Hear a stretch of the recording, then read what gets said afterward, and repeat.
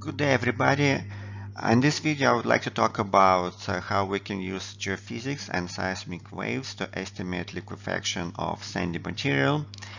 I've had another video where I explain how to estimate the cyclic potential and liquefaction potential of sand. I'm going to put a link to that video in the description. And in that video, I also explain how we can estimate cyclic stress ratio using this very famous formula proposed by Seat and Idris in 1971. So you'll see that to estimate cyclic stress ratio, we need to know a few things. We need to know the maximum acceleration at the ground surface, and we also need to know the stresses at the depth of investigation. So you see this is effective stress and this one is total stress. And another value that we know that we should actually find out is stress reduction coefficient. So what I would like to talk about stress reduction coefficient, there is a formula to do that, and you can find it in the video that I already mentioned that I've made before. So another way to do that, we can look at this chart. The idea of liquefaction is that usually sand liquefies when it's very close to the ground surface, where the shaking is the greatest. So it's usually in this range up to 5-7 meters. When the soil profile goes deeper and deeper, usually at the, let's say, depth of 15 meters, there is not really much liquefaction. I don't think liquefaction may even occur at such depths because the overburden pressure is going to be very high. So this chart, I will give you some idea how to estimate this value without using any formula. Just basically you look at the chart and you look at the depth and you will decide what the correction factor it is. So if the correction factor is relatively high and maximum can be 1, so in this case cyclic stress ratio will increase, which is not very good. When the correction factor is relatively low, 0.6, 0.7, it will significantly decrease the cyclic stress ratio, which will be very good from engineering point of view. Okay, so now I want to look at this chart before we do a practical exercise. So this is again very similar chart that we talked about in the previous video. The only exception is that here on this axis we have overburden stress corrected shear wave velocity, and in the previous video I talked about SPTN values. This is probably more common to use SPTN values to estimate the liquefaction potential, but we can also estimate the liquefaction potential of sand using seismic waves geophysics.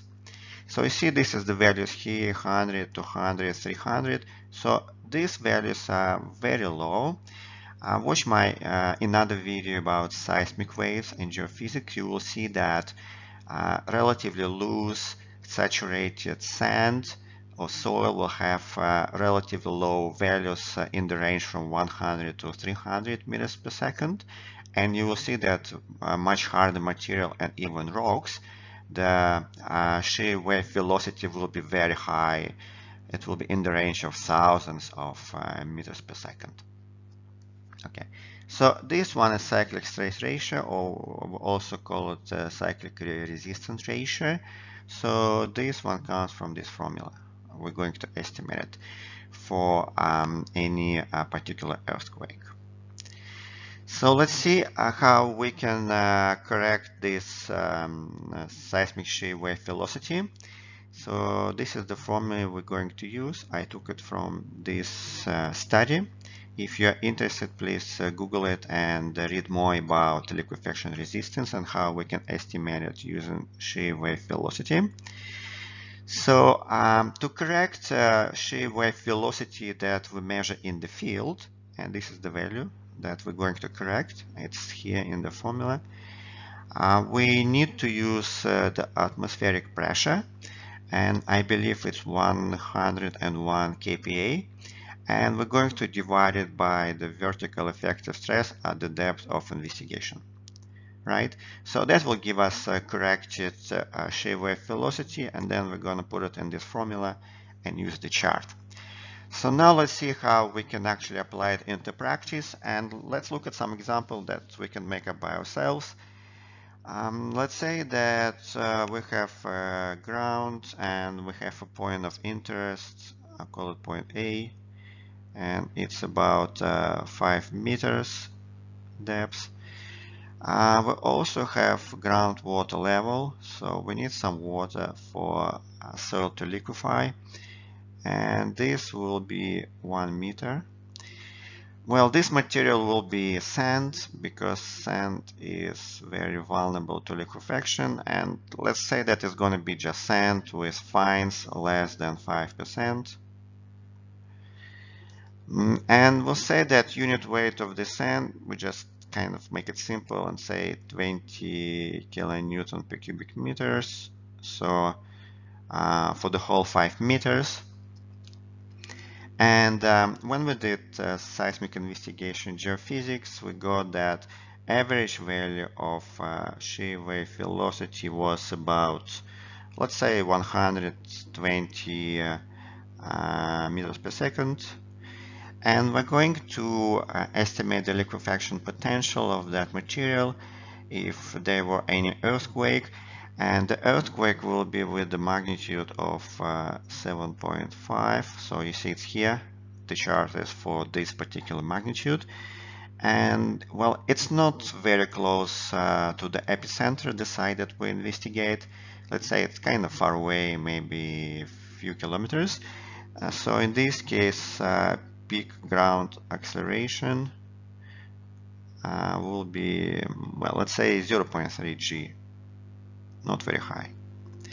So what we're going to do now, we're going to estimate if this sand at point A is going to liquefy if we have this earthquake of magnitude 7.5 with the peak ground acceleration of 0.3 g.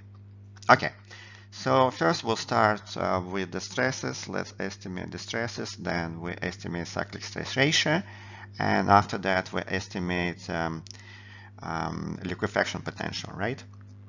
So we'll start with the normal stress. So we have sand 5 meters deep, so it's 5 times unit weight, which is 20, will give us 100 kPa. So this is total stress at point A.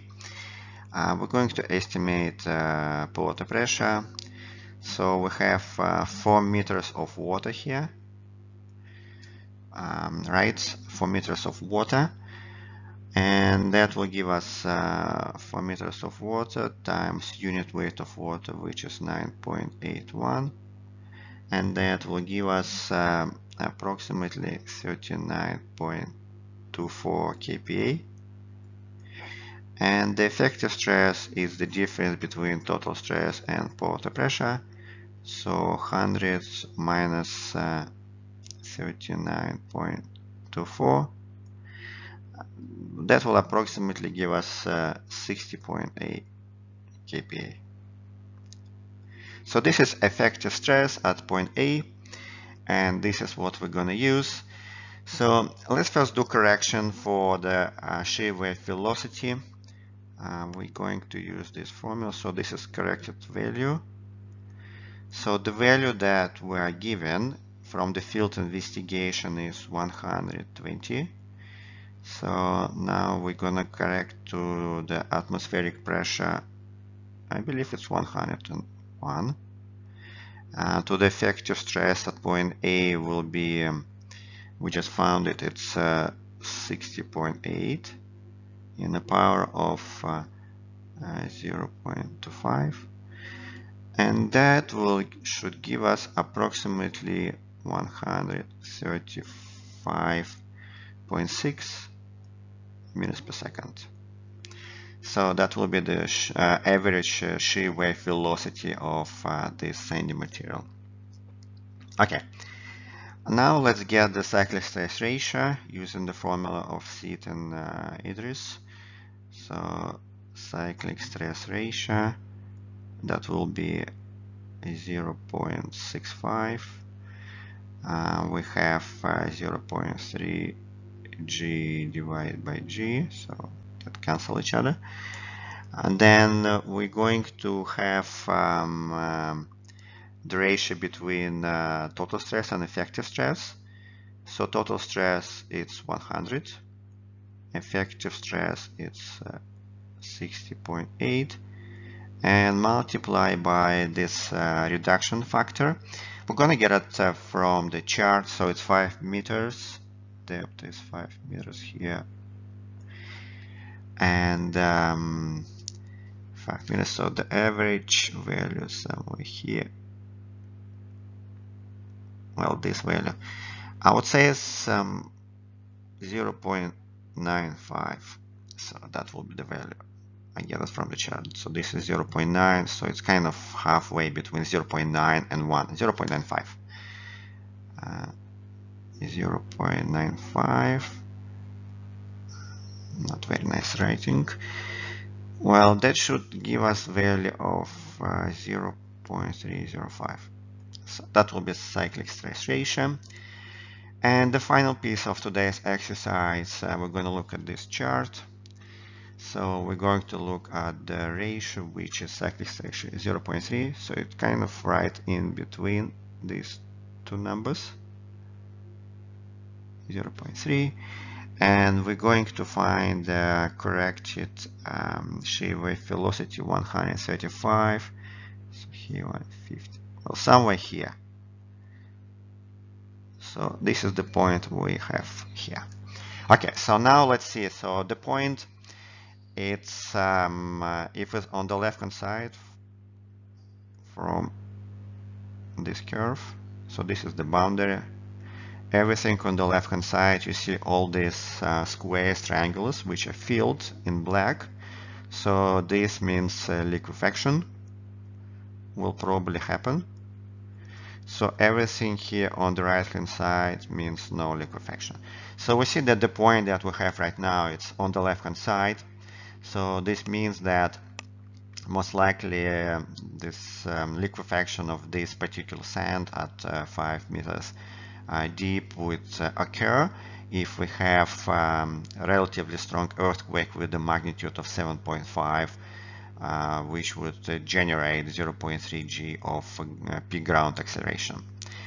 Well, that's how you use the chart. That's how you use seismic waves in geophysics. Thanks for watching this video. Have a nice day. Bye.